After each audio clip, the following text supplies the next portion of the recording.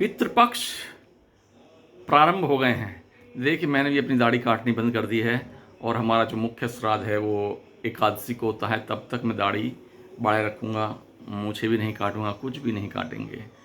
अब आप इसके पीछे अगर लॉजिक कहो, लॉजिक तो हमें बहुत सारी चीज़ों की नहीं पता, लेकिन हमारी जो परंपराएं हैं उन सब के एक वैज्ञानिक दृष्टिकोण है।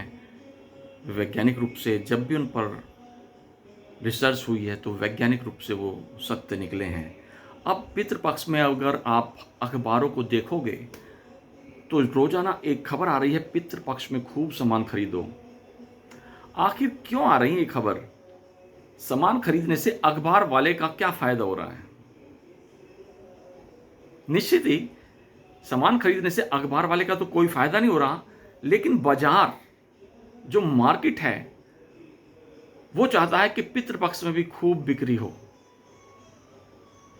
ताकि वो माल भर सकें, और वो हमारी परंपरा पर कुठाराघात करने की एक प्रयास भी कर रहा है।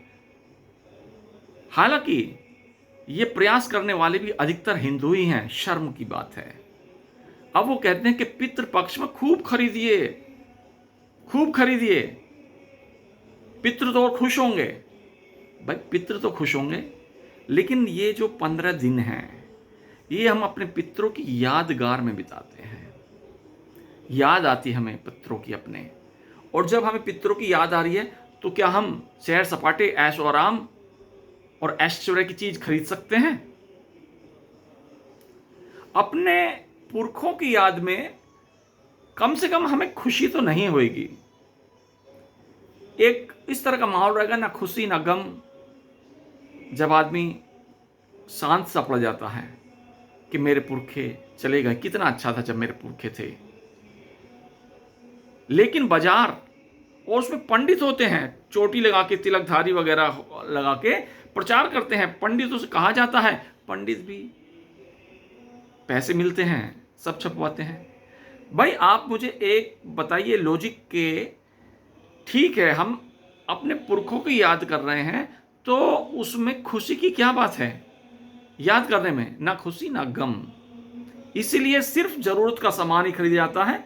जो जरूरत का सामान जैसे खाने पीने की चीजें हुई, पुस्तक हुई, किताब हुई, इनको खरीदने में कोई परेशानी नहीं। लेकिन ऐश्वर्य का सामान जो जरूरी नहीं है एकदम से, उस पर थोड़ा प्रतिबंध माना गया, और होना भी चाहिए। उसका रीजन मैंने आपको दिया है। तो इसलिए मैं कहता हूं कि आप बाजार के जो चोटी तिलकधारी पंडित हैं, उनके फोटो आ रहे हैं, उनकी बातों में ना आइए। अपनी परंपरा को, अपनी संस्कृति को सहेजिए और आगे बढ़िए, क्योंकि सनातन संस्कृति ही एकमात्र संस्कृति है जो पूरे विश्व का भला चाहती है।